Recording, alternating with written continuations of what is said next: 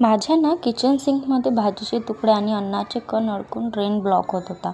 म्हणून मी मिशोवरून हा सिंक स्ट्रेनर मागवला. पॅकेज मिळाल्यावर सर्वात पहिले क्वालिटी चेक केली आणि खरं सांगू तर प्राईजनुसार मला क्वालिटी खूपच चांगली वाटली.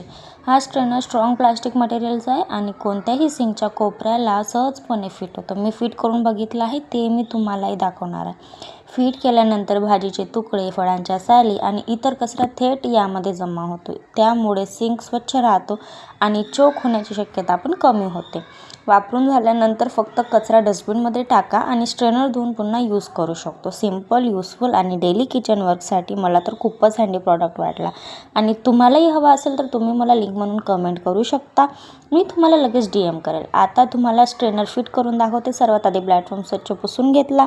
त्यानंतर त्या स्ट्रेनरसोबत हा एक सक्षम हुक दिलेला होता. हा सक्षम हुक जोराने टॅप करून लावला आणि खूप छान बसतो आणि त्याला हा स्ट्रेनर फक्त हँग करायचा